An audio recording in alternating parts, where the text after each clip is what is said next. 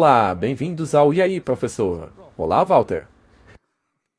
Oi, Martin. Eu só queria saber se você vai bem. Sim, mas hoje quem ia começar perguntando era eu. Tudo bem, não faz diferença. Muito bem, Martin, vamos lá.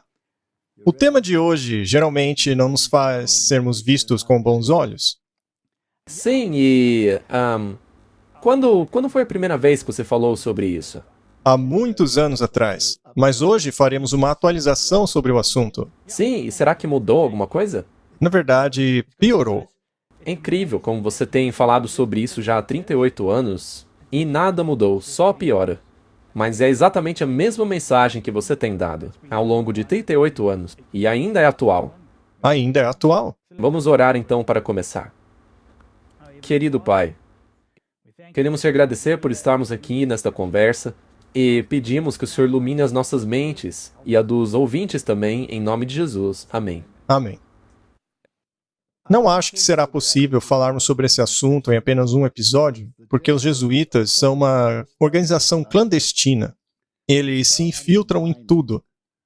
Isso faz com que abordar todos os aspectos da questão seja impossível, a menos que você faça uma série sobre eles. Aí sim você terá uma visão completa.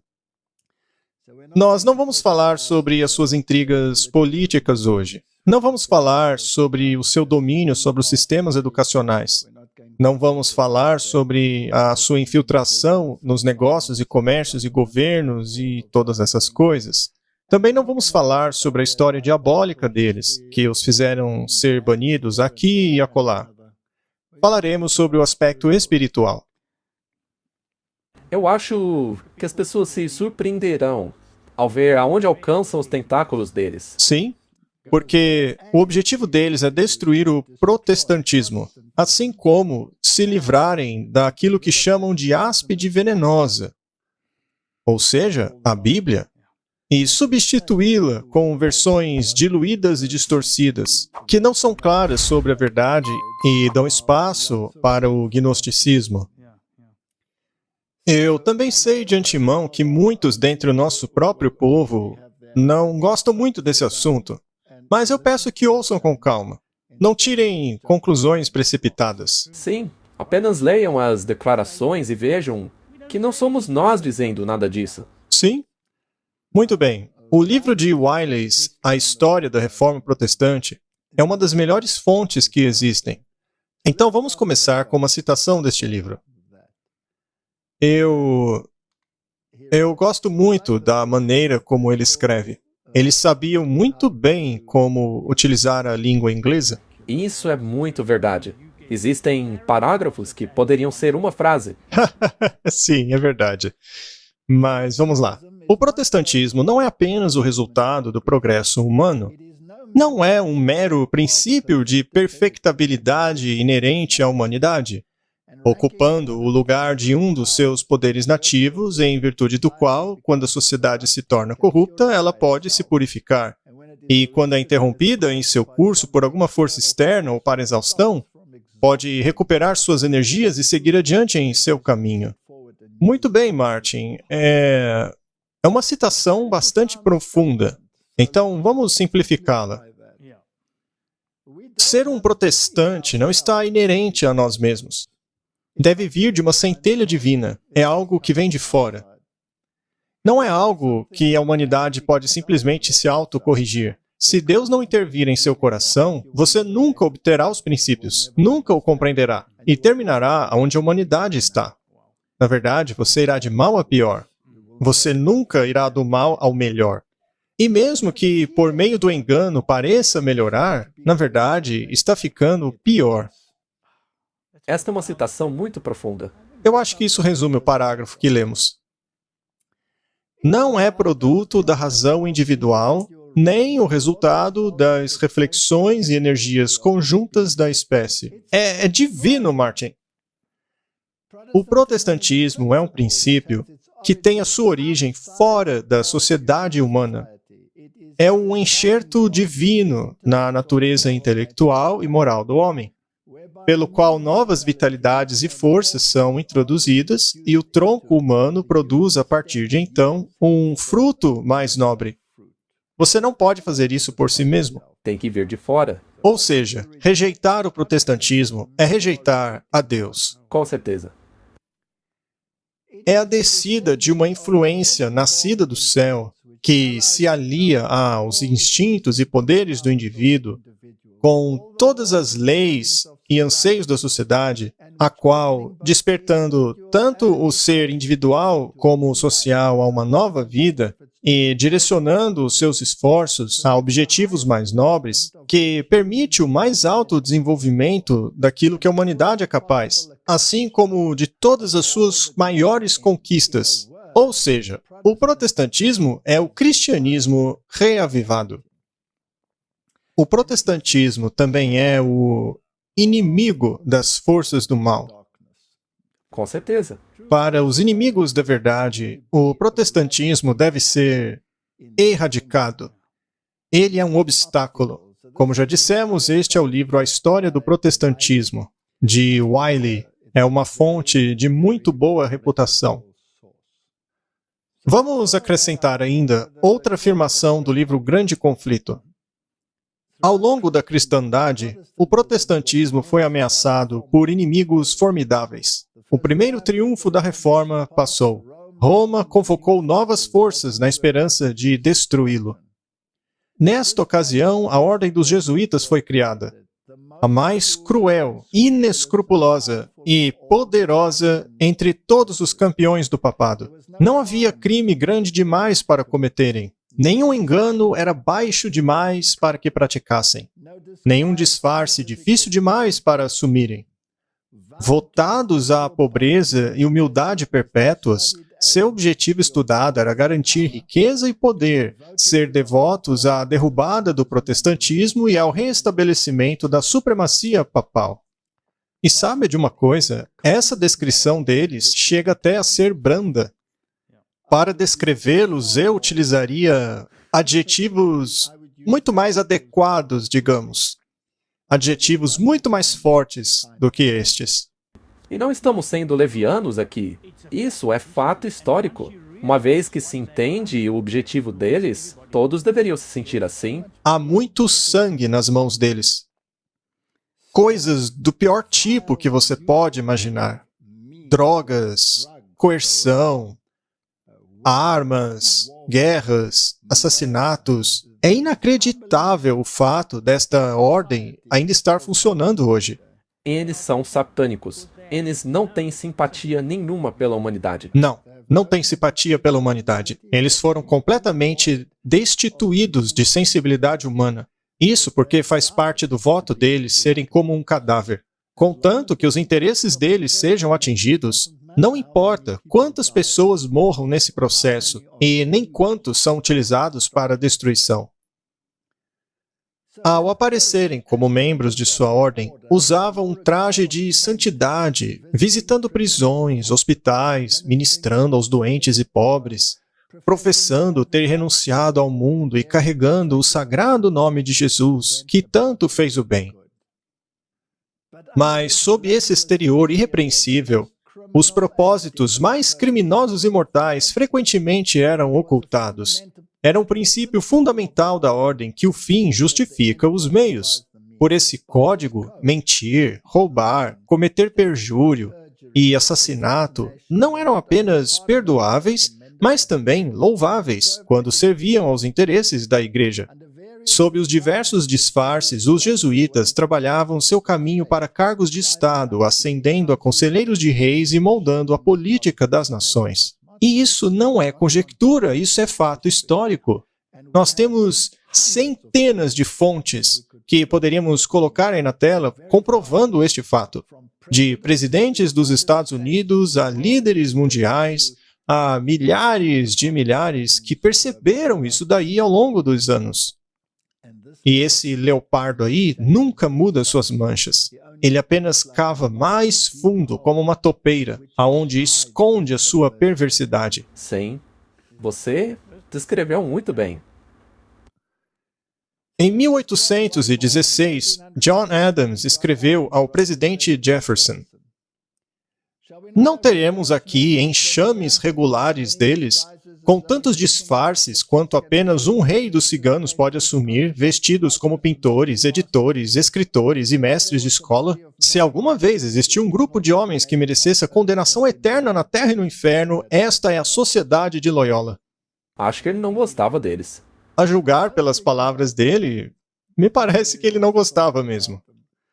Mas, Martin, na minha pequena experiência de vida, veja, já estou chegando aos 76. Nossa, Martin, eu tô velho, hein? Velho? Sim. Que nada. Sabe de uma coisa, Martin?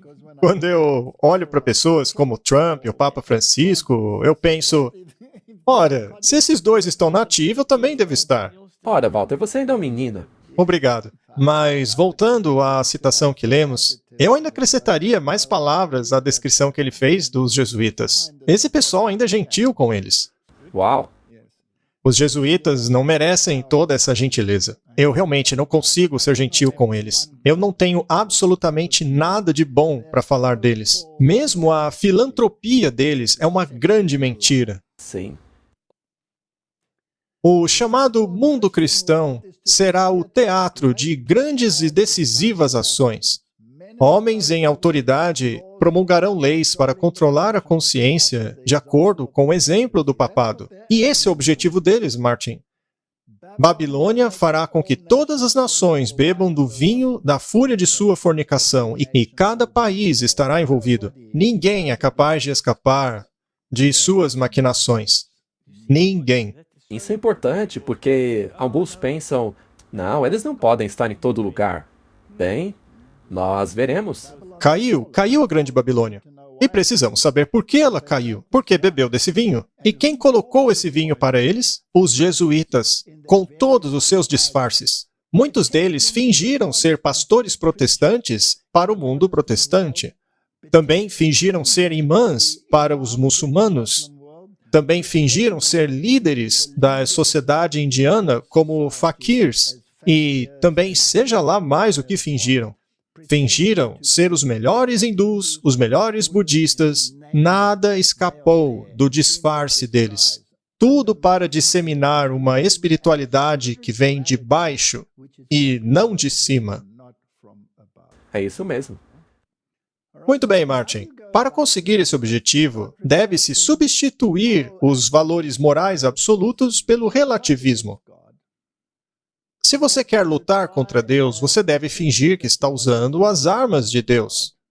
Deve pervertê-las a tal ponto que passem a achar que você está servindo a Deus, enquanto na verdade está servindo Baal. Esse é o X da questão. Porque, veja, a primeira vez que eu vi isso, os meus olhos realmente foram abertos. Nós somos muito enganados. Nós achamos que esses infiltrados nessas denominações são bons cristãos. Você costumava adorar em denominações como essas, não é? Com certeza. E veja, não devemos culpar os enganados. Não, porque as pessoas estão sendo enganadas. E quem tirou você do engano? Com certeza foi o próprio Deus. Ele moveu o seu coração. E eu gostaria de deixar algo claro a todo mundo aqui. Ser enganado é a pior coisa do mundo. Eu sinto muita compaixão por todas essas pessoas que estão nessas denominações sendo enganadas. Mas não é essa a razão pela qual estamos fazendo esses programas? Exatamente. Para acordar as pessoas. É por isso que estamos fazendo esses programas, para que as pessoas sejam iluminadas com a verdade, para não serem mais enganadas. Correto. Nós não somos contra denominações. Somos contra o vinho do engano que está sendo dado a beber às pessoas, sem que elas nem mesmo saibam. Nem mesmo os pastores sabem. Ninguém sabe. Porque os jesuítas envenenaram tudo de uma maneira muito bem feita. Assim, tem pastores que acham que estão bebendo de uma fonte divina, quando na verdade não é.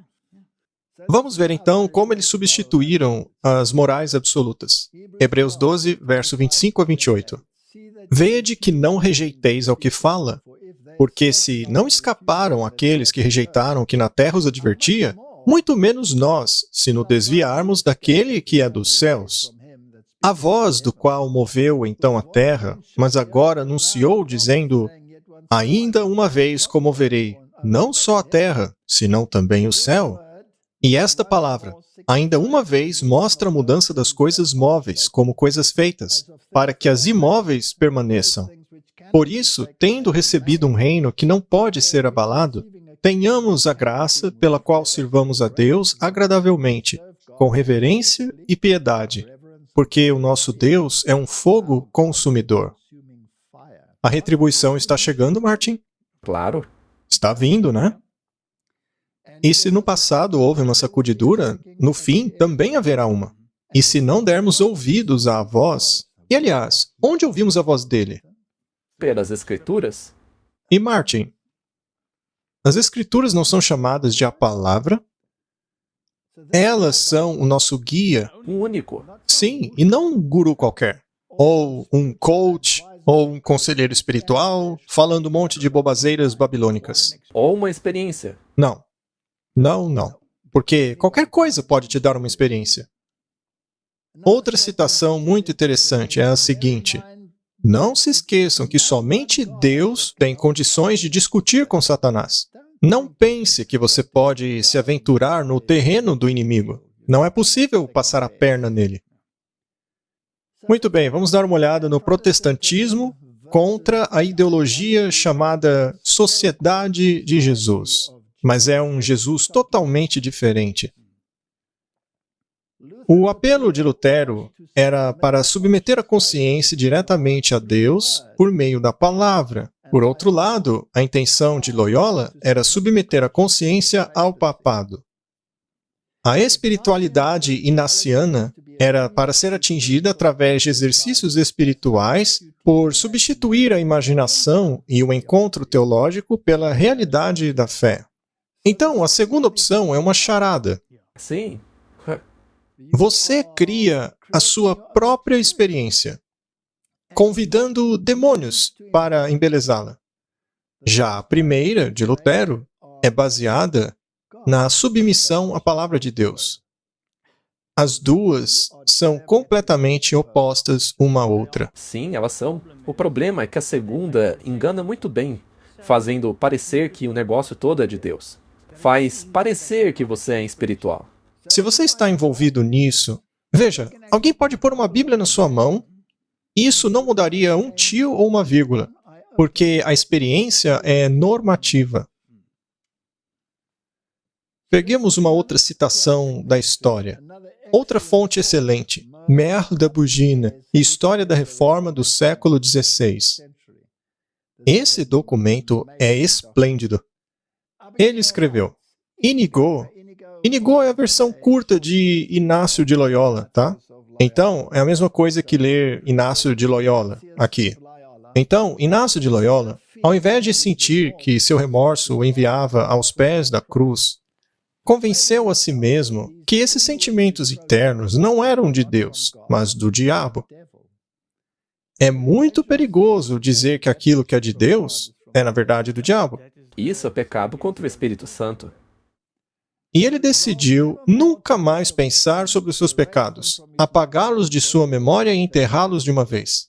Enquanto Lutero voltou-se para Cristo, Loyola voltou-se para si mesmo. Visões logo vieram para confirmar Inácio de Loyola nas convicções às quais ele havia chegado. Inácio não buscava a verdade nas Escrituras Sagradas, mas imaginava, em seu lugar, uma comunicação imediata com o mundo dos espíritos. Lutero, ao obter seu doutorado, havia jurado fidelidade às Escrituras Sagradas. Loyola, por sua vez, vinculou-se aos sonhos e visões, e aparições quiméricas tornaram-se o princípio de sua vida e fé. Religião experimental. Ela tomou conta do mundo hoje. E se podemos dizer, ao se ir a igrejas carismáticas, vemos muito pouco sendo dito sobre a Bíblia, muito mais sobre experiência. Correto? Vamos ver como isso funciona. Vamos dar um exemplo. Digamos que você tem um casamento feliz. E aí chega um bonitão qualquer aí e começa a conversar com a sua esposa. Ele começa a jogar conversinha na sua esposa, uma conversa inspirada pelo próprio diabo. tentando convencê-la de que ele é muito melhor para ela do que você, que é um perdedor. Dizendo que você não a valoriza, que você não a merece. E muito em breve, as afeições dela começam a se voltar para ele. E aí, não importa mais o que você diga, você não consegue mais convencê-la.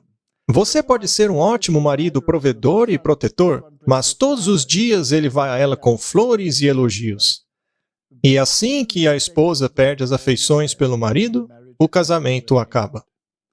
É assim que o diabo trabalha com aqueles que se entregaram a Cristo. O diabo trabalha com experiências. Ele te faz sentir tão bem que aquilo não poderia ser do diabo. Mas a Bíblia tem uma resposta muito direta a isso. É o 7º mandamento. Não cometerás adultério. Então, se a pessoa diz, está escrito, Aí acabou. chega. Vá embora com suas flores e conversinhas em cima de mim. A porta está ali. Vá embora e não volte nunca mais. Aí o problema estaria resolvido. A Bíblia resolve a questão. Sim, seria o que está escrito contra os sentimentos. Correto? Pode ser que a situação te incomode por algum tempo, mas com oração você pode vencer a situação. Depois você acaba percebendo a enrascada da qual se livrou. E isso é importante porque acontece o tempo todo. É assim que o diabo trabalha com aqueles que se entregaram a Jesus. Muito bem, vamos dar uma olhada em alguns jesuítas. Esse é o padre Arturo Sousa. Ele é o 31º general da Sociedade de Jesus. E ele sempre está atrás das cortinas. Você não escuta falar muito sobre ele. Ele é o Papa dos bastidores, o Papa Negro. Ainda assim, ele coloca um pedacinho de branco ali na roupa dele, para simbolizar a justiça, que ele não tem, aliás. Porque os princípios da ordem dos jesuítas nunca mudaram. E o Papa Negro e o Papa Branco, nesse caso, são ambos jesuítas. Eles trabalham lado a lado, um apoiando o outro. E quem está segurando em quem ali, Martin? Quem está se apoiando no outro? O Papa Branco. O Papa Branco é apoiado pelo Papa Negro. E se você for analisar a história, o poder do Papa Negro nunca pode ser diminuído. Ele fará o necessário para levar adiante os seus objetivos. Então, o Papa Branco se apoia nele. Essa imagem ilustra muito bem. E o interessante é que a lealdade do Papa Negro deve ser para com o Papa Branco. Sim, É uma situação complicada, mas eu acho que eles sabem exatamente o que fazer. eles sabem exatamente como funciona.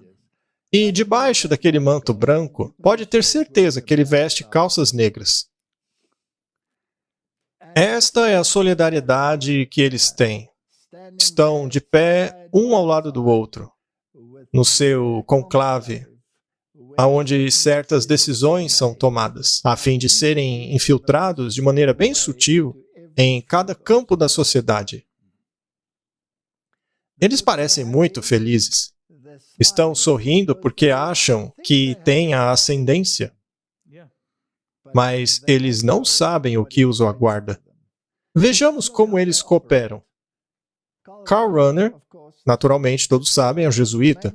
Ele foi o principal idealizador do Concílio Vaticano II, o concílio no qual muitos protestantes acreditaram que Roma mudou. É isso mesmo. Fizemos um programa só sobre isso, né? E mostramos que eles não mudaram nada. Eles não mudaram coisa nenhuma. Na verdade, se infiltraram ainda mais. E, além disso, todas as afirmações teológicas inventas pelo papado foram estabelecidas. Totalmente certo. Ele foi o teólogo católico mais importante do século XX. E ele é conhecido por criar um diálogo entre a filosofia e a teologia. Martin, uma vez que você começa a fazer algo desse tipo, você passa a misturar a verdade e o erro. Colocar essas duas coisas em diálogo certamente vai resultar nisso. Afinal, o que há em comum entre a verdade e o erro? Nada. Absolutamente nada. Nadinha. Ele originou essa nova categoria religiosa chamada cristianismo anônimo, dizendo que ela abraça os budistas e vários outros não cristãos e até mesmo ateus. Ou seja, basicamente todo mundo que seja justo e bondoso. Mas a Bíblia diz que não há nenhum justo, porque o coração humano é desesperadoramente perverso. O que eles basicamente fizeram lá no Concílio do Vaticano II foi abraçar as outras religiões. Exatamente, eles abraçaram a todos, até mesmo os ateus. Abraçaram todos que rejeitam a Cristo. Isso chega a ser impressionante. Até então, eles eram essa instituição que não abraçava ninguém. Eles eram super estritos. E daí, de repente, começaram a abraçar todo mundo. E o mundo passou a gostar dessa instituição. Veja, Roma mudou. Antes matavam todos na fogueira. Agora estão abraçando todo mundo. Agora, tudo que é necessário é ter alguma fé em Deus. Esteja você ciente dessa fé ou não. Que? É isso mesmo, Martin. Todos eles fazem parte do cristianismo, ainda que não se chamem de cristãos. São pagãos que receberam a graça, mas não estão a par disso. Basicamente, essa filosofia diz que todos estão salvos. Sim. Para que ser cristão, então? É por isso que o Papa Francisco disse para não evangelizar. Exato. Muito bem, eu sei que estamos sendo um pouco repetitivos, mas eu preciso enfatizar que estamos abordando o lado espiritual aqui. Sim, temos que dar os detalhes. Muito bem. Eles se disfarçaram com ternos pretos e gravatas, ao invés de seus mantos jesuítas. Aqui está Ratzinger, que não era um jesuíta, mas era muito influenciado por eles. Os dois foram os arquitetos do Vaticano II. É muito interessante, então, que mais tarde o Ratzinger se tornou o Papa. O lema do Karl Rahner era: o nosso Senhor precisa se conformar ao mundo, e não o mundo a ele. Martin, essa frase é a coisa mais diabólica que eu já ouvi. É uma verdadeira piada isso. A primeira frase do Pai Nosso não diz: venha a nós o vosso reino, seja feita a tua vontade na terra, assim como é feita no céu. Não. Segundo eles, é o contrário. Para eles, a vontade de Deus deve se moldar segundo o reino satânico dessa terra. Outro importante arquiteto do Concílio Vaticano II foi o cardeal Sunans. Esse cardeal foi o responsável pelo reavivamento carismático. Então, Martin, o movimento carismático é um filho do papado. É triste, mas é verdade. É uma obra jesuíta. E o que foi que ele fez? Ele recebeu o prêmio Templeton, de 1976. Ele também era um maçom, tendo sido iniciado em 15 de junho de 1967. E, por ser maçom, ele podia trabalhar com os demais pastores protestantes, porque estes também eram maçons. Na verdade, eles provavelmente eram jesuítas disfarçados de pregadores protestantes. Mas nós só saberemos disso depois que Jesus voltar. E esse cardeal disse o seguinte: uma vez que eu tenho essa experiência carismática, minha lealdade ao Santo Pai como vicário de Cristo no mundo tem sido aumentada e fortalecida. Minha admiração por Maria como corredentora e mediadora da minha salvação tem sido reafirmada. Minha apreciação da missa como sacrifício de Cristo foi agora aumentada. Muito bem, esse homem levou Cristo para mais perto do mundo ou para mais longe? Para mais longe. Você pode explicar para nós o que é essa experiência carismática? É uma sensação, uma experiência. É baseada nos princípios do Loyola e não nos princípios da palavra. Com ela, você nega a palavra, substituindo-a pela experiência. É por isso que é tão perigoso o movimento carismático. Exato. Bom, ele coloca o foco dele no Papa, ao invés de em Cristo. Ele também coloca o seu foco em Maria como redentora, apesar da Bíblia dizer que não há nenhum outro nome pelo qual possamos ser salvos além de Jesus. E, finalmente, na missa, que é um sacrifício perpétuo, enquanto que, segundo a Bíblia, Jesus foi sacrificado de uma vez por todas. Então, essa experiência que eles tanto valorizam é totalmente anticristã, mas eles colocam essa roupagem cristã em cima dela. Muito bem. Quem eles utilizaram a fim de alcançarem o mundo protestante? Bem, eles utilizaram uma senhora chamada Catherine Johanna Kuhlman, que viveu de 1907 a 1977. Ela era uma curandeira religiosa nos Estados Unidos. Ela acreditava em milagres e libertação pelo poder do Espírito Santo e foi parte do braço pentecostal dentro do cristianismo protestante. Então, eles se infiltraram dentro do protestantismo por meio dessa maneira de pensar. Com relação aos jesuítas, Alberto, que declarou ter sido um jesuíta, disse o seguinte: Catherine Kuhlman foi uma das maiores agentes infiltradas de Roma, incumbida de penetrar os pentecostais e protestantes por meio do movimento carismático. Ela foi uma mestra da hipnose e tinha poderes psíquicos tremendos. Como uma recompensa de sua obra extraordinária, ela ganhou uma audiência particular com o Papa. Que presente maravilhoso, né? Você ficaria agradecido de ganhar esse presente, Martin? Claro que não. Não, com certeza não. Como resultado de seu trabalho, a maioria hoje em dia ensina unidade, mas raramente pregam separação e santidade, coisas que apavoravam Roma. Uma vez que houve separação de Roma, ela teve que utilizar todo o seu poder para consertar isso. Vamos agora para um artigo da Zenit, de 2013, Conferência da Imprensa de Papa Francisco durante o voo de seu retorno ao Brasil. Você perguntou a respeito do movimento de renovação carismática. Eu vou te dizer algo. No final dos anos 70 e início dos 80, eu não suportava esse movimento. Certa vez, falando a respeito disso, eu disse: eles confundem a celebração litúrgica como uma escola de samba. Eu disse isso, mas hoje eu me arrependo. Então, eu passei a conhecê-los melhor. E também é verdade que o movimento, com bons conselheiros, passou a trilhar um bom caminho. E agora, eu acho que esse movimento fez muito bem para a igreja em geral. Martin, suponha que este movimento tenha sido originado pelos jesuítas. Neste caso, primeiramente, Roma teve que se afastar disso para então abraçá-lo. Assim, nunca foi culpa deles.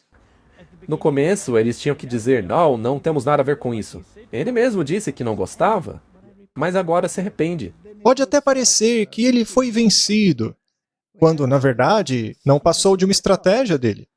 Uau! O Espírito Santo faz o que ele quer. Então, ele faz a obra de harmonização. Mas eu acho que os movimentos são uma graça. Esses movimentos, que têm o espírito da igreja, eles nos renovam, e cada um deles procura o seu movimento de acordo com o seu carisma, no qual o Espírito toma conta. Não importa para onde o Espírito conduz, apenas siga. Esqueça a Bíblia como guia. Muito bem, Martin. Então, se você introduz esse modo de pensar no qual o protestantismo se separou das falsas ideologias e do catolicismo, bem, esse novo espírito aí vai reunir as duas coisas. Vamos nos assegurar disso. Vamos assistir a um vídeo. Aí, galera, eu acredito que a Igreja Católica e a Igreja Cristã estão juntas de novo. Obrigado. Obrigado, Deus, em nome de Jesus, pelo poderoso batismo da Igreja Católica, Senhor. Mova-se, Santo Espírito. Fogo, em nome de Jesus. Caia fogo do céu, em nome de Jesus. Somos uma delegação católica e viemos da Itália. Il saluto da parte di 150 milioni di cattolici carismatici. E trazemos a vocês saudações de 150 milhões de católicos carismáticos. Meu irmão Lu, nós queremos, como católicos, beijar os pés de vocês para honrá-los.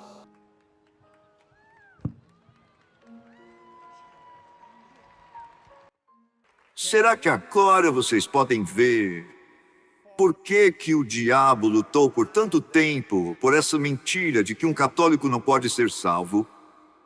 Vamos lá. O derramamento do Espírito Pentecostal de nosso tempo começou no Vaticano.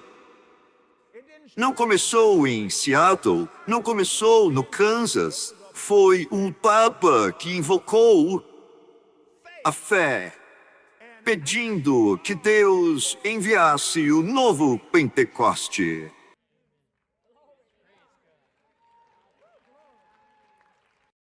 Martin, essa é a primeira vez que eu vejo esse homem falando a verdade. Pois é. Me dá até calafrios, sabe? Sim, é meio assustador. Bom, os protestantes não deveriam estranhar e dizer: tem algo de errado nisso aí. Claro.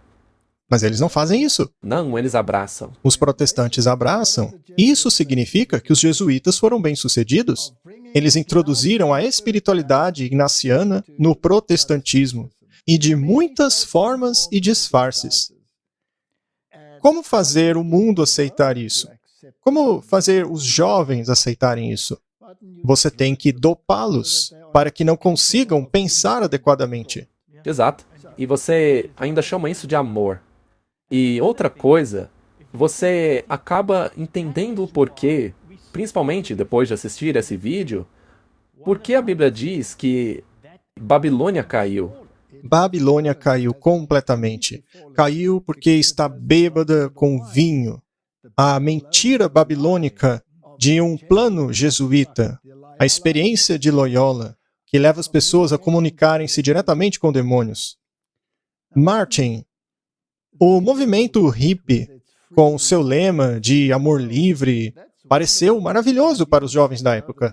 Os hormônios à flor da pele dos jovens foram um prato cheio para as experiências carismáticas regadas a drogas.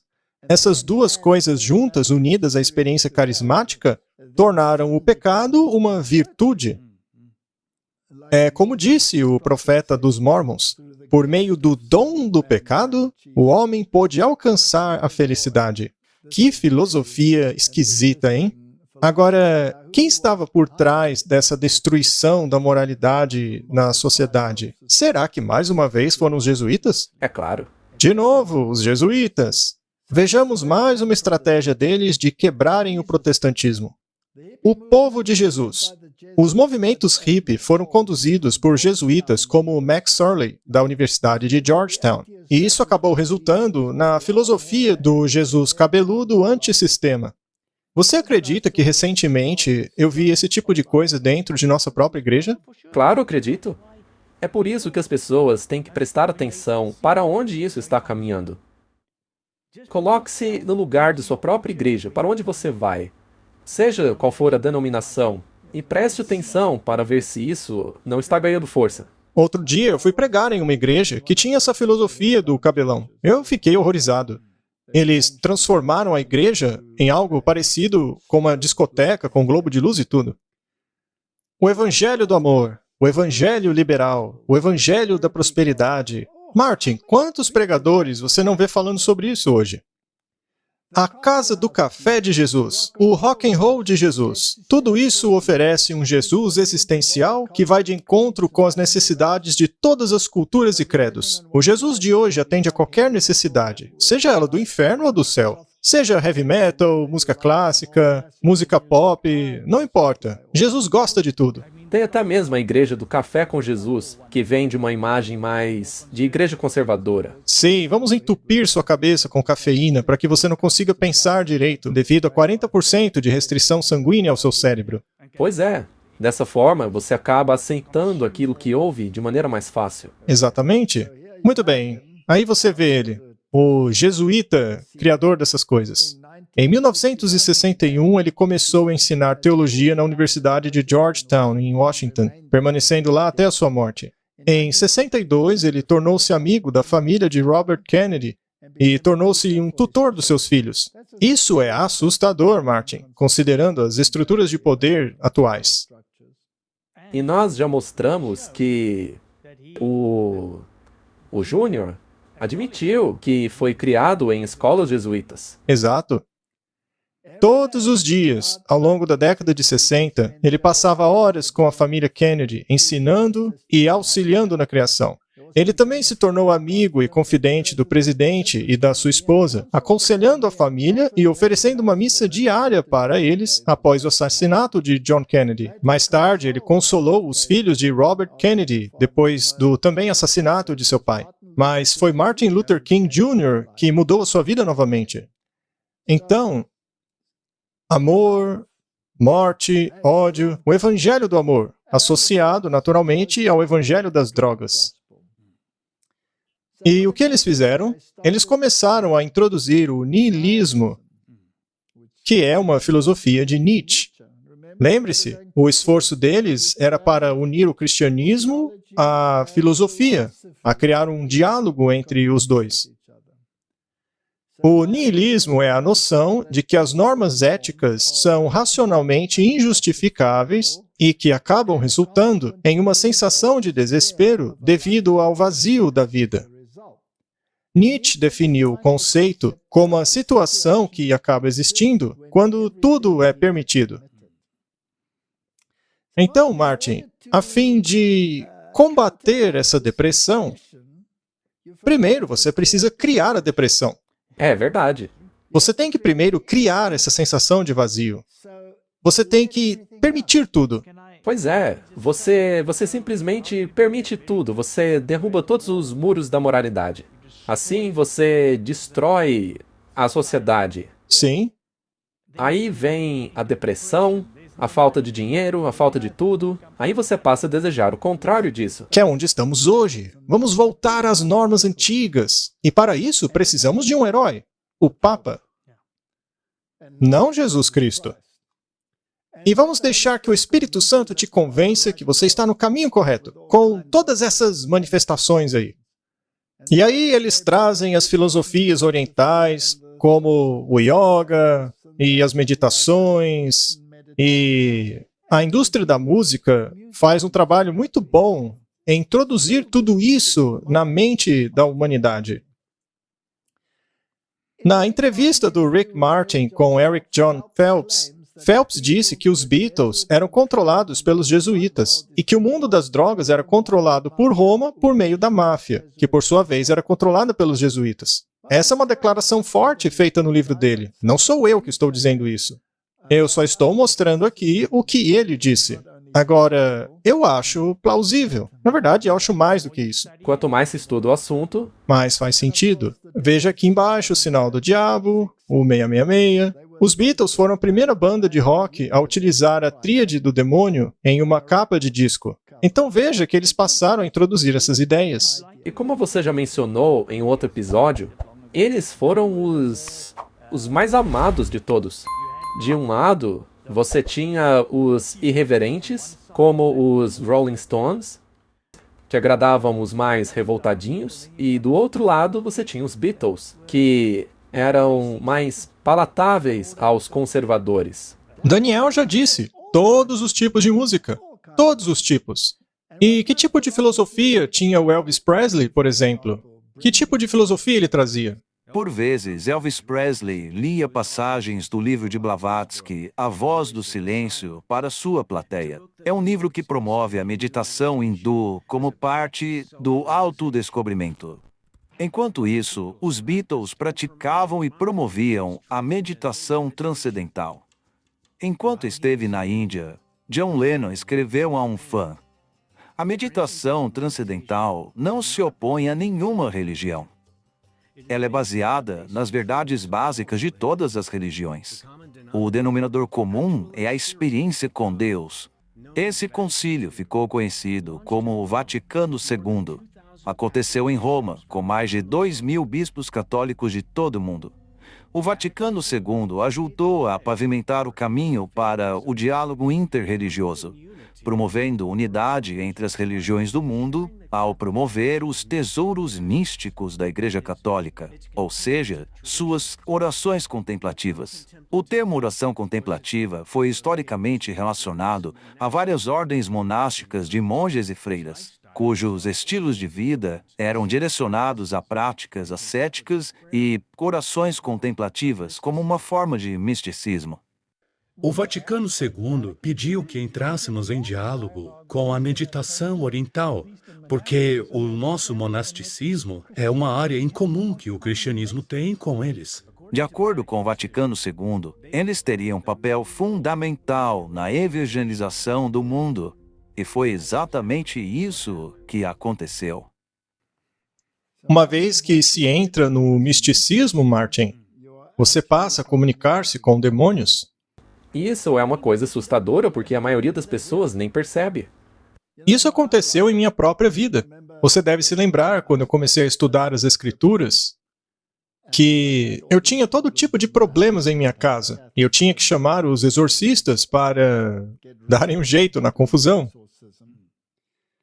E esse exorcista católico, que era um senhor, vinha à minha casa e fazia uma missa lá. Ele entrava em todos os cômodos da casa e realmente lá tinha uma presença demoníaca. Quando ele saía, quando ele ia embora, o problema estava resolvido. Eu tive 1 ano de paz. No entanto, mais tarde, e esse testemunho está na internet, as pessoas podem procurar, mas eu acabei me deparando com as Escrituras e descobri que a Bíblia é a norma da verdade.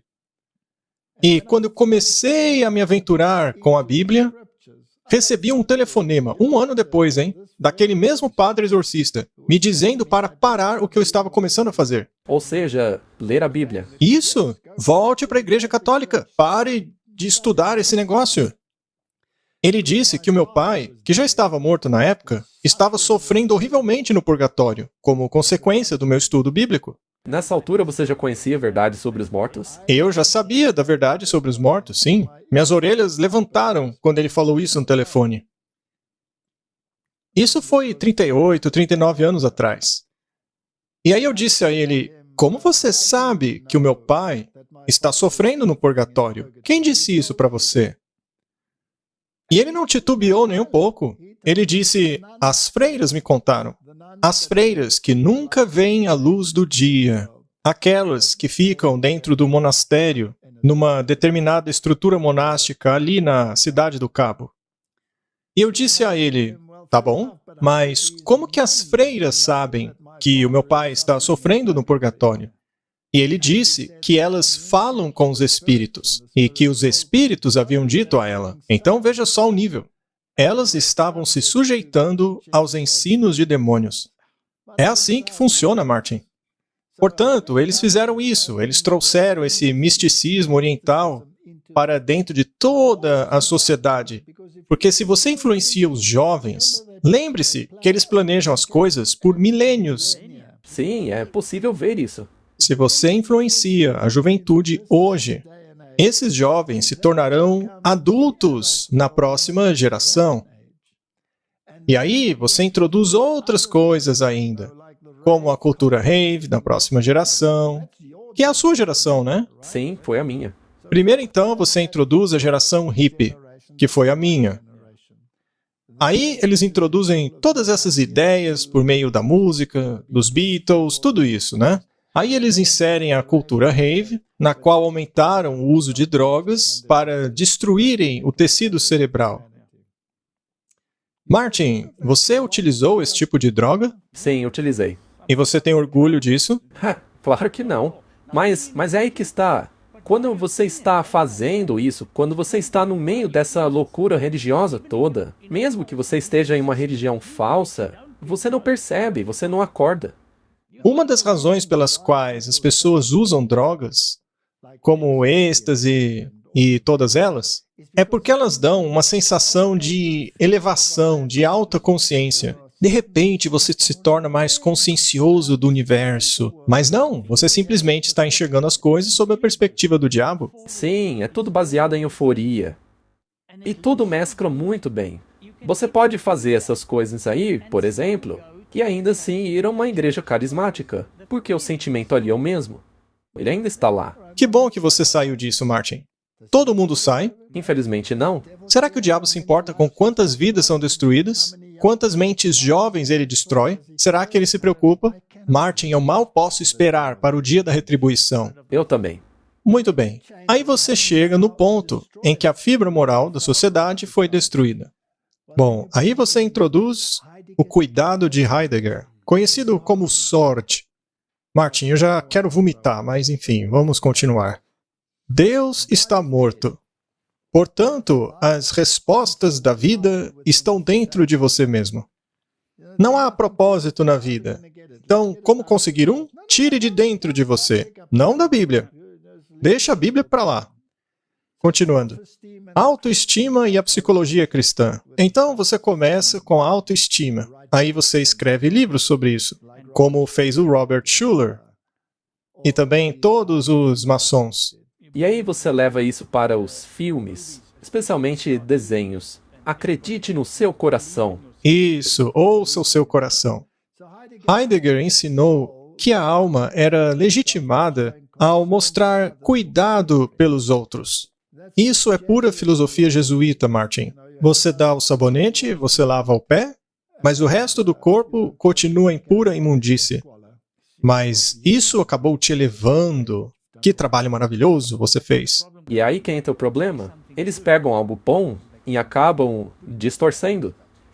Muito bem. E uma vez que você foi autenticado, esse cuidado, que eles chamam de Sorge em alemão, é baseado no Dasein, que significa ser.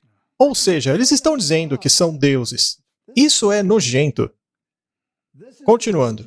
Essa é a religião do eu, a religião do anticristo, aonde Deus é removido, a igreja estabelece a norma e passa a educar as massas por meio de psicologia cristã, diretores espirituais, laboratórios de cuidado, até que uma nova formação espiritual é atingida. Existe toda essa nova espiritualidade que não é baseada nas escrituras, mas em obras.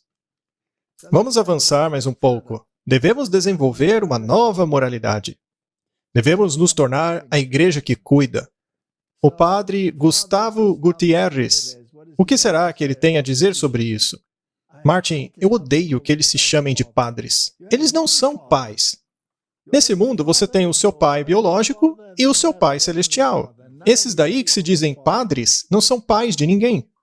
Aprendemos no catolicismo, graças à teologização do padre Gustavo Gutierrez, que a igreja na América Latina deve assumir uma posição clara contra a justiça social. Agora a igreja tem um novo inimigo. Não é mais o pecado, é a injustiça social. O que eles fazem, então, é criar injustiça social para que haja necessidade da justiça social. Para se tornarem, então, os heróis. Exato. Vamos criar injustiça social. Por exemplo, vamos criar injustiça baseada em raças. Aqueles que introduziram essa questão de sistema racial no mundo, seja no nosso país ou em qualquer parte do mundo, foram os maçons. E a favor do processo revolucionário. E via Leonardo Boff, que a igreja deve ser definida em termos de energia, carisma e progresso no mundo. Eles querem se tornar uma igreja mundial, e não uma igreja da salvação e do evangelho. As atividades da igreja em favor da justiça social e direitos humanos não são meramente preparatórias para a verdadeira missão da igreja, como achava a noção pré-evangelização antes do Vaticano II. O comprometimento da igreja para envolver-se na luta pela justiça social, paz e direitos humanos é essencial ou constitutiva, parte de sua missão. Então, para eles, o evangelho virou justiça social. E é por isso que tantas igrejas cristãs se uniram a Roma hoje pelo ecumenismo. É claro, todo mundo quer essa capa de bonzinho, de justiça social, que Roma criou. Se as pessoas acreditassem que todos foram criados iguais, se as pessoas acreditassem que por um sangue ele criou todas as nações do mundo, nós estaríamos todos unidos em Cristo e não por essa besteira que eles inventaram. Os jesuítas são a base disso daí, e o dia deles acertarem as contas com Deus está chegando. Vamos agora para o presente, setembro de 2024. Papa aos movimentos populares. Lutem pela justiça social e econômica. Esse aí é o homem do evangelho, Martin? Ele, na verdade, é do diabo. É isso mesmo. O Papa se encontra com os representantes de movimentos populares, marcando o 10º aniversário de seu primeiro encontro no Vaticano, encorajando a luta contra as injustiças sociais, reiterando o seu objetivo de um salário mínimo universal e impostos mais caros para bilionários. As massas não gostam desse discurso? Claro, claro que gostam. É claro que elas gostam. Agora, não seria maravilhoso para as próprias elites se as massas dependessem delas não apenas para comer, mas para beber o vinho de falsas doutrinas? E outra coisa, será que isso seria mesmo para o bem das massas? Claro que não. Não apenas continuariam pobres, mas totalmente dependentes. É ainda pior. Cuidado para não praticar a sua justiça diante dos homens para serem vistos por eles. Isso não serve de reprovação a eles? Sim, e muitos filantropos se encaixam nisso daí. Mas é possível ser um filantropo para o bem. Na verdade, nós deveríamos ser, Mas muitos ajudam os pobres para serem vistos por eles. para aparecerem nas manchetes. Citação do Espírito de Profecia. Enquanto alegam serem zelosos para honrarem a lei, a autoexaltação é o que realmente buscam. Cristo lhes mostraria que o amante do próprio eu é um transgressor da lei. Martin, temos que tomar muito cuidado. Bom, então eles estão preparando as mentes do povo para essa nova espiritualidade. espiritualidadeinaciana.com. Vamos à própria fonte agora. Os exercícios espirituais são uma compilação de meditações, orações e práticas contemplativas desenvolvidas pelo Santo Inácio de Loyola para ajudar as pessoas a aprofundarem seu relacionamento com Deus. Com demônios, na verdade, né? Continuando. Por séculos, esses exercícios eram administrados em longos retiros de cerca de 30 dias de solidão e silêncio. Martin, nesses 30 dias de solidão e silêncio, a sua cabeça é enchida de lixo que não tem nada a ver com a Bíblia. Se você pegasse a sua Bíblia e a lesse, seria muito melhor. Ela é o princípio da sabedoria. Nos anos recentes, tem havido uma ênfase para renovar os exercícios espirituais como um programa para os leigos. A maneira mais comum de fazer os exercícios hoje é através de um retiro diário, que envolve um programa de um mês todo, de orações diárias e encontros com um diretor espiritual. Eu não quero me encontrar com um diretor espiritual, eu quero me encontrar com Jesus. Exato. Eu quero o derramamento do Espírito Santo em mim por meio da leitura da palavra dele. Exatamente, vá às Escrituras. Não fique parado esperando ouvir o que Deus quer te dizer. Leia as Escrituras e busque a ajuda de Deus ali. Você então compreenderá o que Ele quer dizer. Mas eles não querem isso. Eles querem ouvir o que o Espírito tem a dizer. Não querem nem saber de Jesus e da Bíblia. Esses exercícios também foram adaptados de muitas outras formas a fim de se adaptarem às necessidades do homem moderno. Isso é mentira. Eles visam a destruição do homem.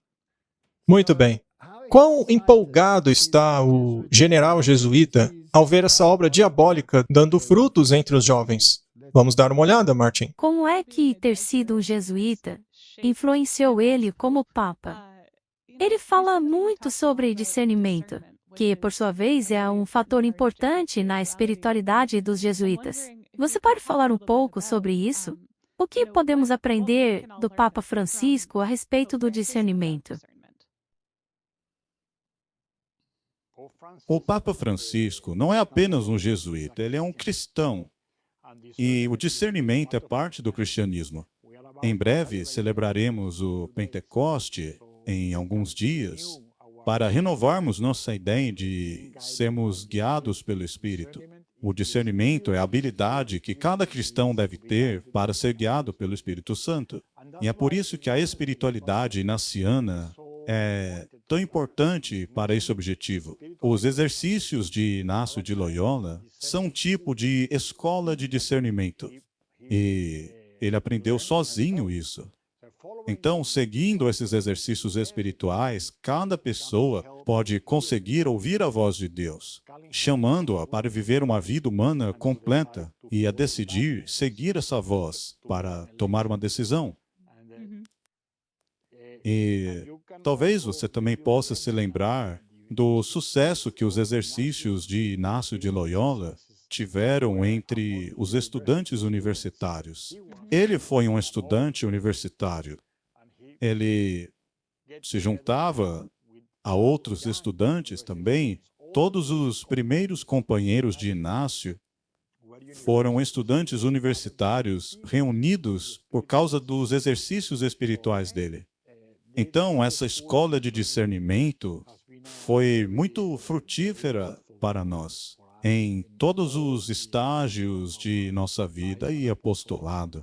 Todos os jesuítas praticam os exercícios espirituais, mas uma coisa que sempre me chamou a atenção sobre os jesuítas é a variedade de direções para as quais eles vão. Você encontra jesuítas professores, médicos, atores, cientistas, tudo o que você pode imaginar. E essa variedade, certamente, explica a força dos jesuítas. Mas, como o senhor, sendo uma pessoa no topo, sendo o pescoço do corpo dessa ordem, como você lida com essa variedade de atuações? Você sabia que eu mesmo, a cada dia, descubro uma novidade que um jesuíta está fazendo por aí? Isso foi muito esclarecedor, Martin. Por acaso, ele não reconheceu tudo que temos dito até agora? Sim, ele admitiu. Mas tem umas sutilezas ali, que as pessoas podem não perceber sem estudar o que eles estão fazendo. Ele disse que o discernimento é uma coisa muito importante. Mas de onde vem o discernimento? Para eles, vem de dentro. Sim, dos exercícios. Exato. O discernimento não vem da palavra de Deus.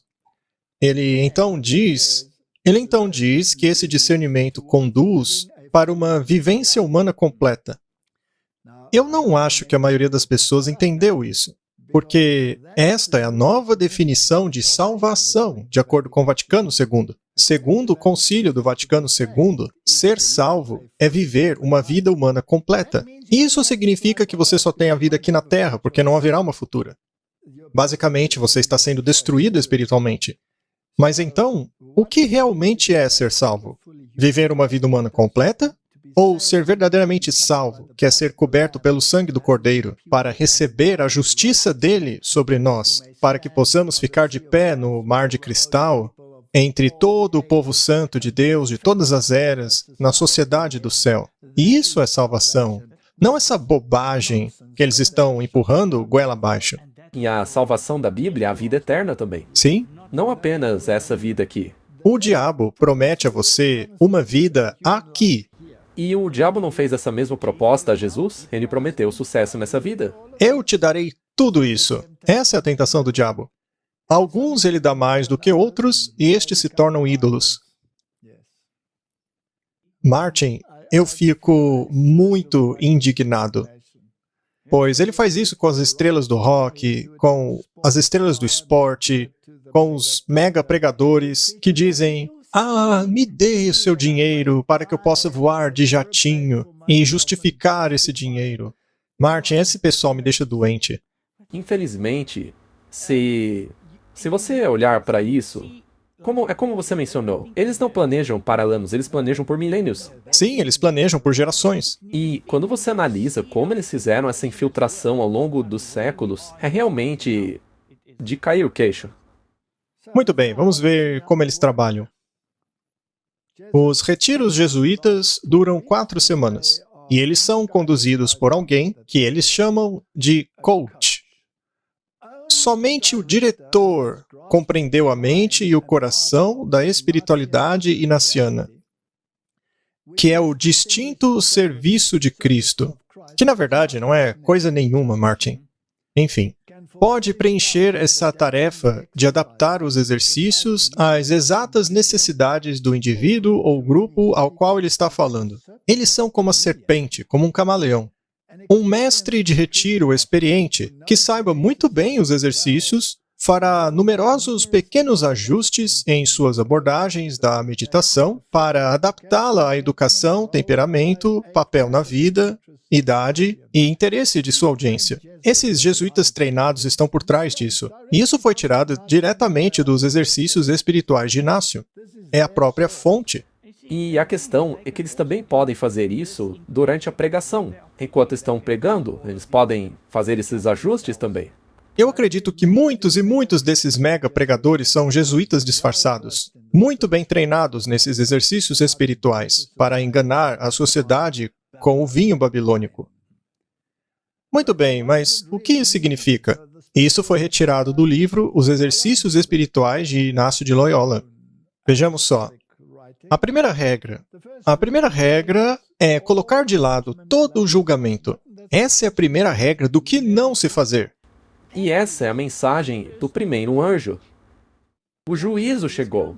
Sim, eles não querem que você pense. Sim, eles querem que você abandone o juízo e o discernimento. E ele não mencionou mesmo antes o discernimento. Eles querem que você aceite o discernimento deles. E que discernimento? O de ser como um cadáver, como um indivíduo morto, que dá ouvidos a tudo o que lhe é dito.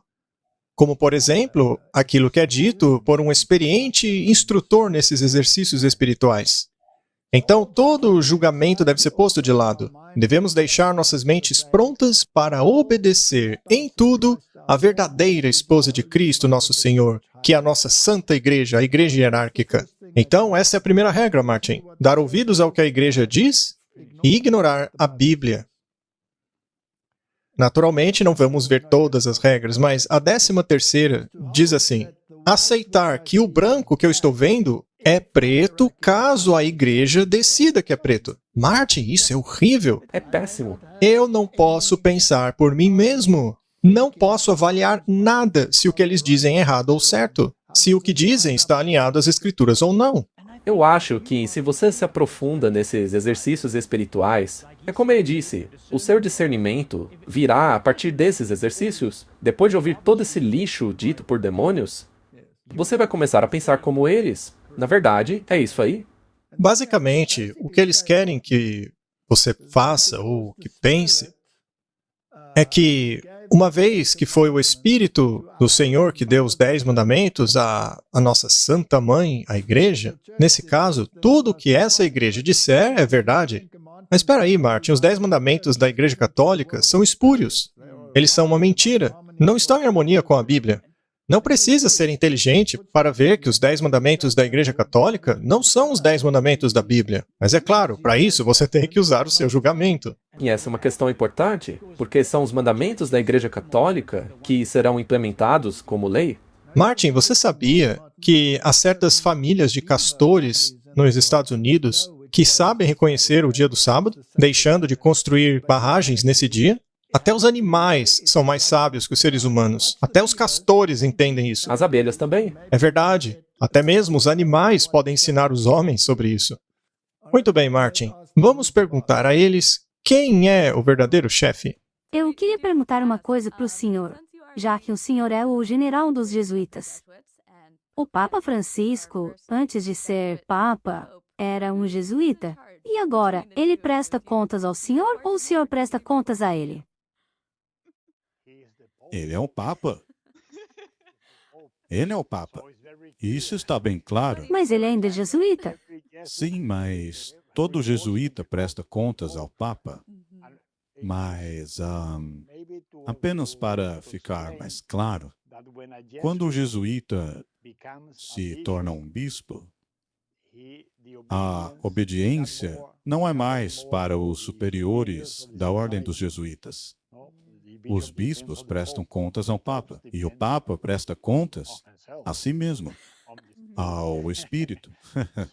Mas eu acho que vocês se lembram que Inácio de Loyola costumava chamar o Papa de a luz de Cristo na Terra. Ele é o Papa. Então eu presto contas a ele. Martin, me explique melhor o que acabamos de ouvir, por favor. Eu acho que eu coloquei meu discernimento de lado. O que foi que ele disse? Bom, ele praticamente disse que o Papa é autossuficiente. E depois, ele afirmou que o Loyola deu todas as coisas ao Papa justamente por ele depender de si mesmo. Isso faz dele o quê? Deus? Impressionante. Sendo assim, o Papa Francisco é submisso ao Papa Negro ou o Papa Negro é submisso a ele, mesmo os dois sendo jesuítas? Afinal, o Papa Francisco jurou lealdade ao Papa Negro. Será que agora inverteu? Como é que funciona? Bom, vamos continuar com a conversa que ele teve lá no avião. Ana Caroline Pigozzi perguntou ao Papa o seguinte: boa noite, Santo Padre. Eu gostaria de saber se você, uma vez que o senhor é o Papa, ainda se sente um jesuíta? O Papa respondeu: essa é uma questão teológica, porque os jesuítas votam obediência ao Papa. Mas, se o Papa é um jesuíta, talvez ele devesse jurar lealdade ao general dos jesuítas. Eu não sei como resolver isso. Eu me sinto um jesuíta em minha espiritualidade, na espiritualidade dos exercícios.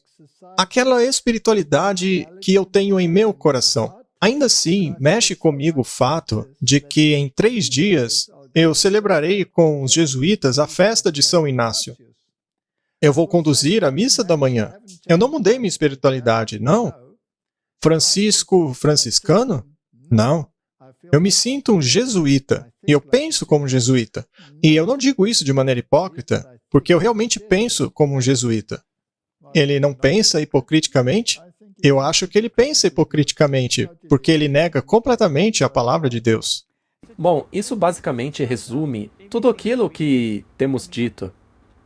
Nós agora sabemos o papel que desempenham esses exercícios. Então, se as pessoas quiserem dizer que ele é um grande homem, lembrem-se de que o leopardo não muda suas manchas. Nós fizemos um episódio inteiro sobre isso. E eu repito, são eles que estão dizendo. Pois é, ele depende de si mesmo. Muito bem, Martin. Vamos agora do chamado Santo Padre da Igreja Católica para aquele que eles chamam de pai do protestantismo atual, o Rick Warren. Eu estou tão feliz pelo fato do meu pai ser o Pai do céu e Jesus Cristo a quem ele enviou. Vamos ouvir o que esse pai do protestantismo atual tem a dizer. Rick Warren, em seu livro A Igreja com Propósito, diz que o movimento da formação espiritual tem uma mensagem vital e foi dada à igreja como uma chamada para despertar.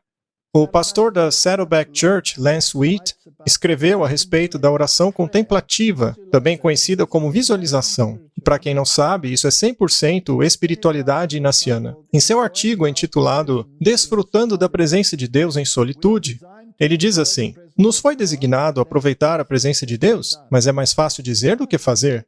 Martin, Deus prometeu estar conosco por meio de sua palavra.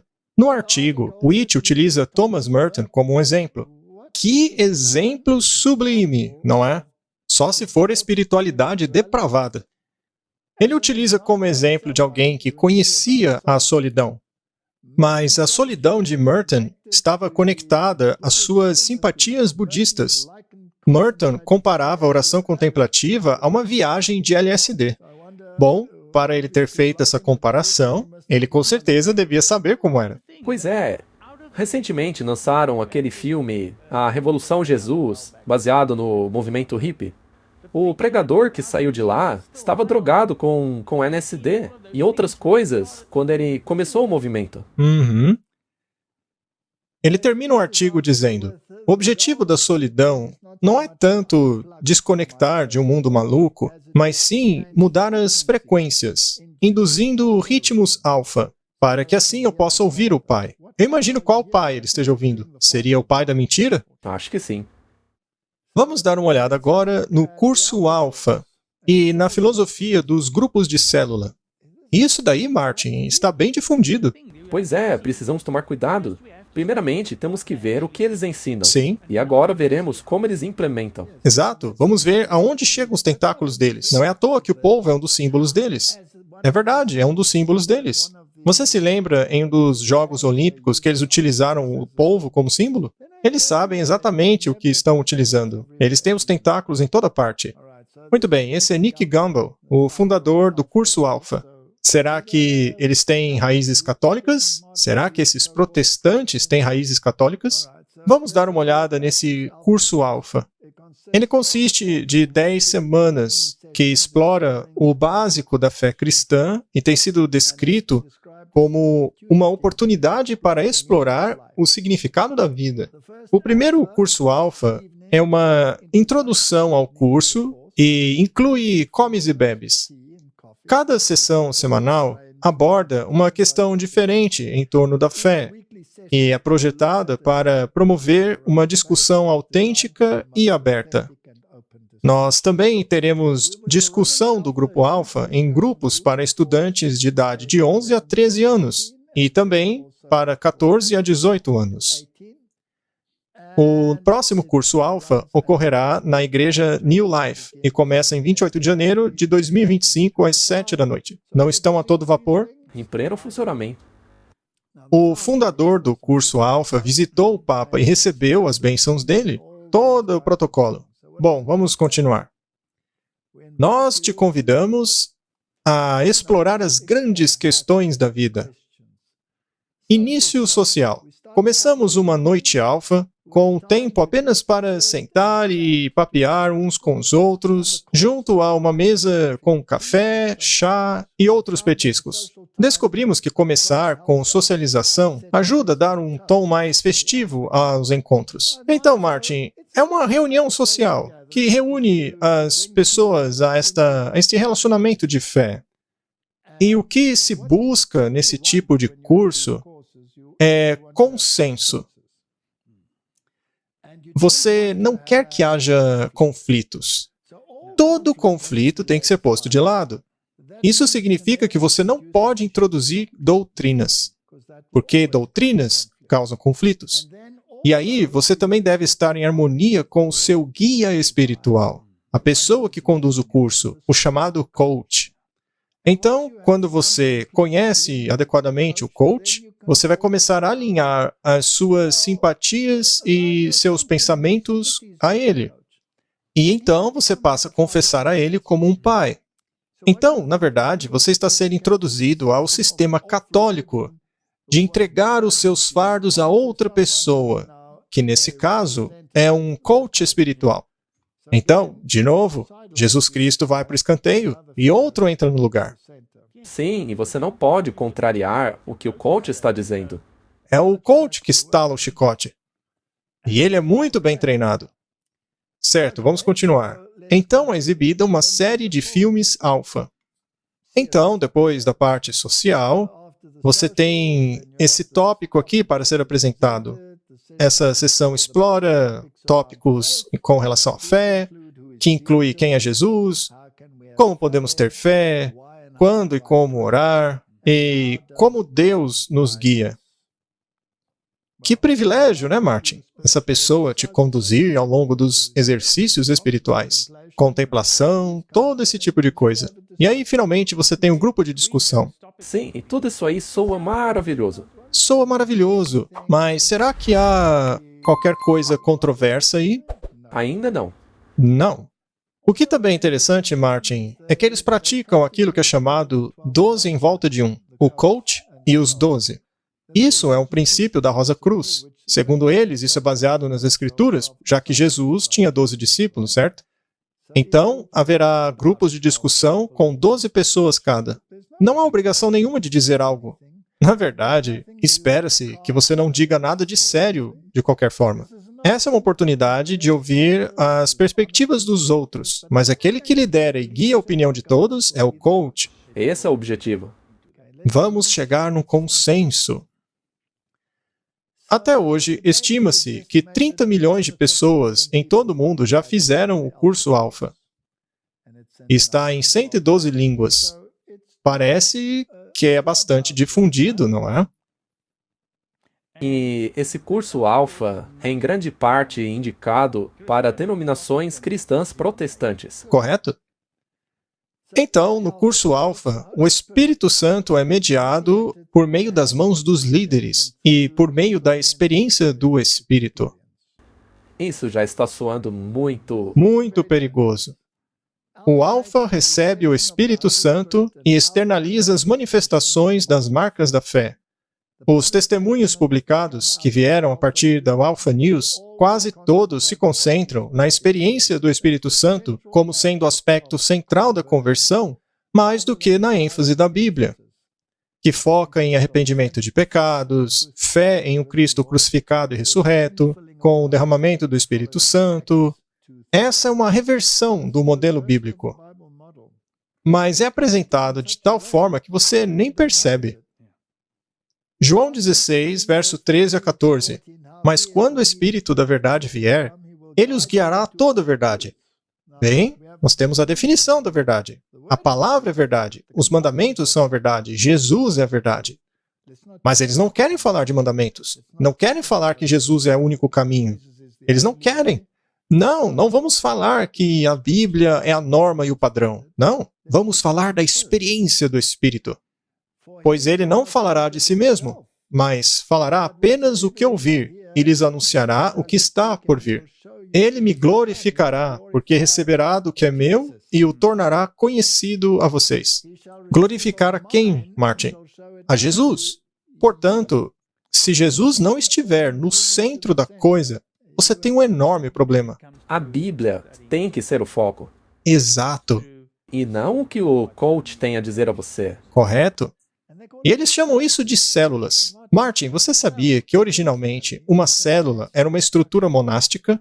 E até mesmo na biologia, quando os primeiros microscópios conseguiram ver células, elas eram chamadas assim porque eram semelhantes aos monges sentados em suas diferentes salas, fazendo suas diferentes coisas. Isso aí é uma terminologia monástica. Células. Assim como no curso Alpha, as células também têm um coach, ou um diretor espiritual. Elas são designadas para trazer as pessoas a um consenso teológico, para celebrar a liturgia e sacrificar normas individuais em favor das normas do grupo e da dinâmica por meio de pressão do grupo. Brilhante, né? E elas nem percebem. Não, elas nem percebem que é pressão de grupo. Sim, elas não querem ficar de fora do consenso. Vamos ver agora como é introduzida a espiritualidade jesuítica. Temos aqui um livro que foi concebido dentro do contexto da África do Sul. Ele é oriundo de uma escola de liderança e é do grupo Palavra Viva. Os parágrafos que leremos agora foram retirados do manual sobre como conduzir uma célula. A célula tem um anfitrião, um líder, um Timóteo e os participantes. Uma célula atende ao cuidado pastoral, às necessidades individuais e possui uma estrutura e duração específicas. Ela forma a ponte entre as pessoas e a igreja. Cada membro do grupo é evangelizado, consolidado e edificado como discípulo e enviado. Ele então é chamado de formado. Exato, isso faz sentido, porque esse líder é enviado para que os outros passem a pensar exatamente como ele. Elas são formadas, por isso formação espiritual. A duração de uma sessão é de 1 hora e começa com uma introdução, louvor e oração, tema, aplicação e atividades finais. Desvios do formato não são permitidos. Além disso, os membros não têm permissão para trocar de grupos celulares e murmurações e críticas não são permitidas. Unidade de pensamento, sentimentos e compromissos são buscados. Os discípulos na visão celular não podem operar independentemente de seu líder. A unidade é o símbolo da maturidade. Isso foi retirado do manual deles. Foi retirado do manual deles. Então, você não pode pensar por si mesmo. Você tem que se alinhar ao grupo, especialmente àquilo que foi ensinado pelo coach. Eu me manteria a quilômetros de distância desse coach. E de novo, isso soa tão bom para as pessoas. Elas vão para uma célula perto da casa delas. A igreja também tem uma célula. Ah, vamos na célula na minha casa. Você tem que ficar esperto com isso. É uma sessão de confissão ao coach. E o problema é que parece maravilhoso estar em um grupo, porque as pessoas querem se ajudar. Elas querem estar juntas. Elas querem experimentar algo espiritual. Uma experiência espiritual.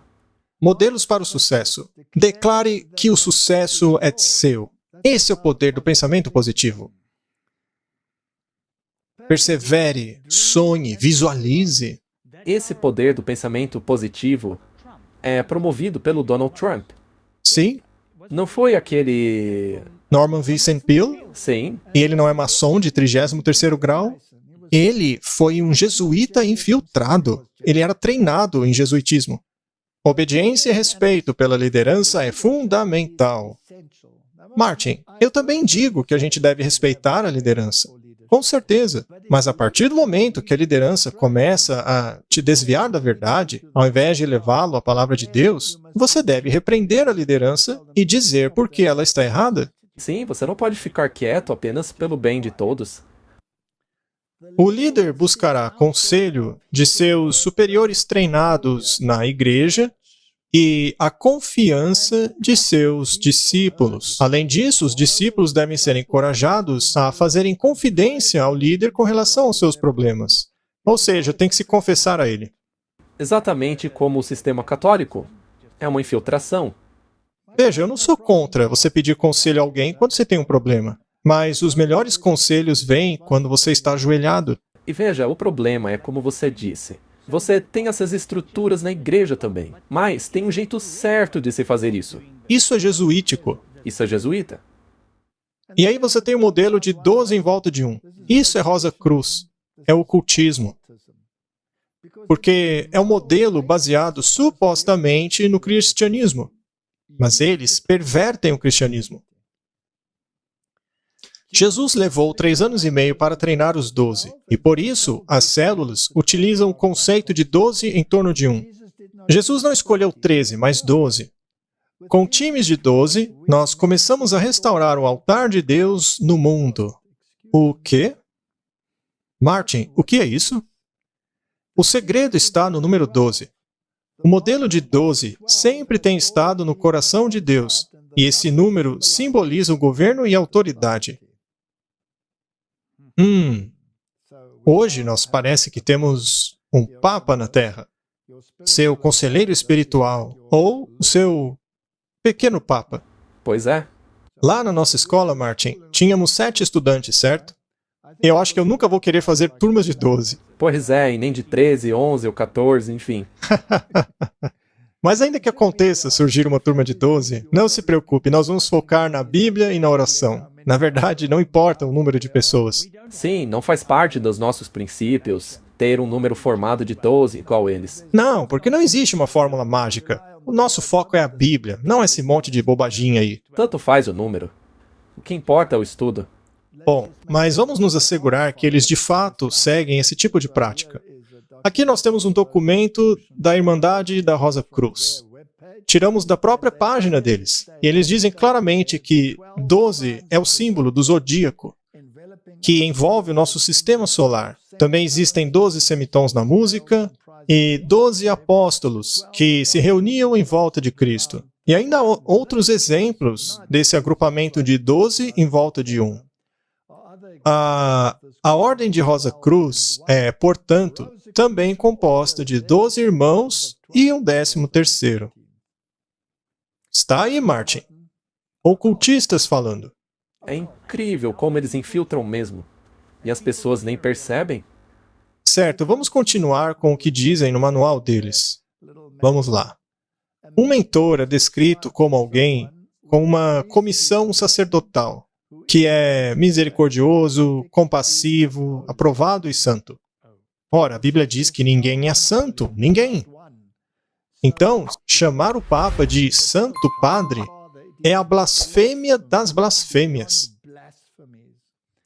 Então, Martin, isso é horrendo, é algo abominável. Temos apenas um sacerdote. Apenas um. Não existe sacerdote algum aqui nessa terra. Hoje em dia não se sacrifica mais nada. Isso porque o verdadeiro sacrifício já foi feito em Jesus. Os textos mencionados incluem passagens do Evangelho de João e do livro de Hebreus, que referem-se a Jesus e ao ministério do sumo sacerdote, que tipificaram o ministério de Jesus. Interessante. Mas a questão é que o antítipo já veio, só que eles estão trazendo de volta o tipo. Eles estão trazendo o tipo de volta. Isso é o catolicismo.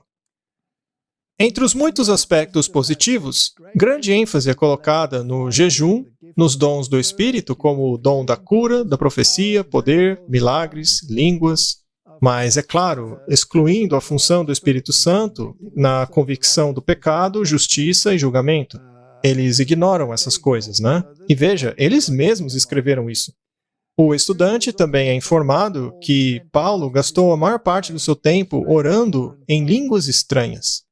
Que coisa ridícula! A Bíblia é clara em dizer que eram línguas estrangeiras.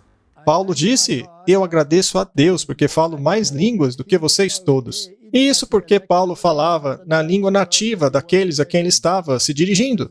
Esse pessoal perverte completamente a Bíblia. É inacreditável. Muito bem. Exercícios espirituais versus fé. Exegeses contra exegeses. Exegeses é quando você acrescenta algo na palavra. Exegese é quando você estuda o que a palavra realmente está dizendo. Então, exegeses contra exegese. As duas coisas são opostas. A exegese visa extrair da palavra aquilo que Deus colocou ali. Inácio de Loyola entendia mais do que qualquer outro líder de homens que o precedeu. E, aliás, isso aqui foi retirado de Boomer, professor da Universidade de Bonn, os jesuítas. Vamos lá. Inácio de Loyola entendia mais do que qualquer outro líder de homens que vieram antes dele que a melhor maneira de convencer um homem de um certo ideal é tornar-se o mestre de sua imaginação. Nós inserimos nele forças espirituais que são muito difíceis de eliminar posteriormente. Isso soa como possessão demoníaca para mim. Sim, eles invocam um demônio dentro daquela pessoa. Correto? Martin, todo mundo que pratica formação espiritual está, de um jeito ou de outro, sendo possuído por demônios. Infelizmente é isso daí. E nós vimos como eles conseguem infiltrar igrejas através das células. Isso é mais duradouro do que todos os melhores princípios e doutrinas. Livre-se das doutrinas, eles dizem isso o tempo todo. Essas forças podem vir de novo à superfície, algumas vezes anos depois, sem nem mesmo terem sido mencionadas, e tornarem-se tão imperativas que a força de vontade do indivíduo será incapaz de opor-se, seguindo assim o impulso irresistível dessas forças. Ou seja, a pessoa vira um zumbi. Não é à toa que fazem tantos filmes de zumbi hoje. A humanidade está sendo zombificada por meio desses exercícios espirituais. Sem falar que esse tema também ensina a imortalidade da alma. Sim. E isso é Totalmente ensino jesuíta. correto? Muito bem, Martin. Um ex-sacerdote do movimento New Age, Will Barron, escreveu o seguinte: esse ritual era muito enganoso.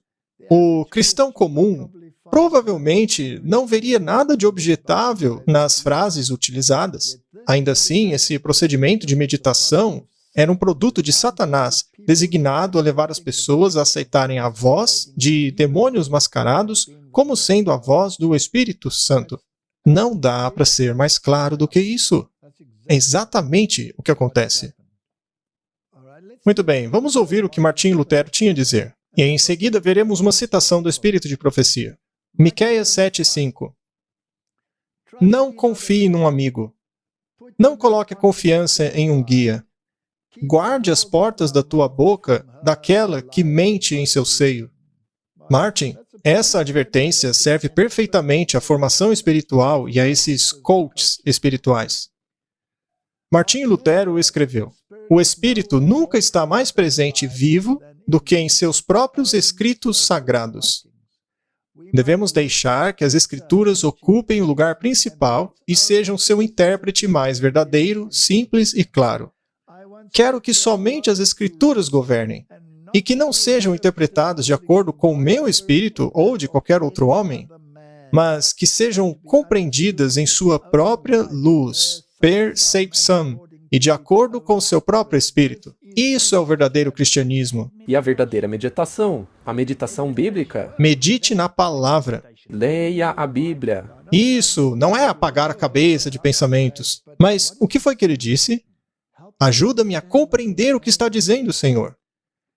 Espírito de profecia. Que todos sejam educados a buscar as Escrituras, para estarem constantemente olhando para Jesus e não para agentes humanos como seus guias. A palavra de Deus deve ser o conselheiro do homem. Essa palavra é infinita. Obedecida, ela nos guiará por caminhos seguros e confiáveis. Mas a palavra diluída por dispositivos humanos e imaginações não é um guia seguro.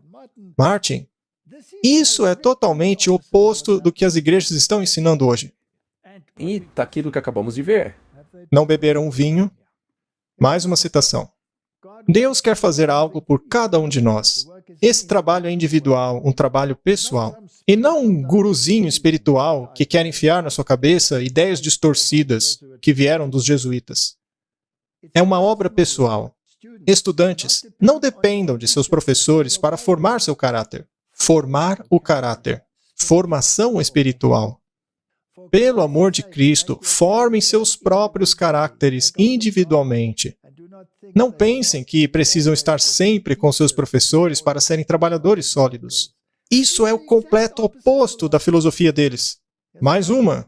Por estas palavras, Cristo quis dizer que nenhum homem deve colocar seu interesse espiritual sobre outro homem como se fosse uma criança guiada por um pai terreno. Isso tem encorajado um espírito a desejar uma superioridade eclesiástica. Não pense diferente de mim. No manual deles, dizia até mesmo que não poderia haver debate sobre o que estava sendo dito. Não exponha sua opinião aos outros. Diga só a mim. Ora, por favor. Eu fico bravo com isso. Será que posso chamar isso de indignação santa? Espero que sim. Isso sempre resultou em prejuízo dos homens que têm sido confiados e chamados de pai. Isso confunde o senso de santidade das prerrogativas de Deus. E aqui embaixo temos mais uma, veja. Como em eras anteriores, as verdades especiais para esse tempo são encontradas não com as autoridades eclesiásticas, mas com homens e mulheres que não são muito instruídos ou sábios demais para acreditar na palavra de Deus. Martin, eu não quero me tornar tão sábio que comece a não acreditar na palavra de Deus. Quero acreditar nela, de Gênesis a Apocalipse, e caso eu não esteja conforme essa palavra, que o Espírito Santo me ajude a entender aonde estou errado. Vamos terminar com alguns versos bíblicos. Salmos 32, verso 8. Instruir-te-ei e ensinar-te-ei o caminho que deves seguir. Guiar-te-ei com os meus olhos. Que verso maravilhoso. Vamos deixar que Deus nos guie por meio da palavra dele. Sim, eu posso assistir palestras e sermões. Eu posso ouvir a opinião dos outros. Mas se discordarem da palavra de Deus, corra.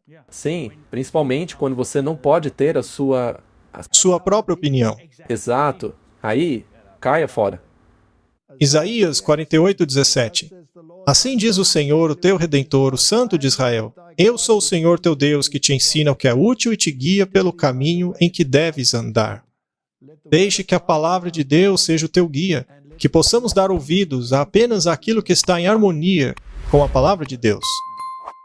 Eu acho que podemos terminar aqui o nosso primeiro episódio sobre este assunto, porque, infelizmente, a coisa vai ficar ainda pior. Infelizmente. Tem muito mais ainda, que a gente vai mostrar em outro episódio. Vamos orar então.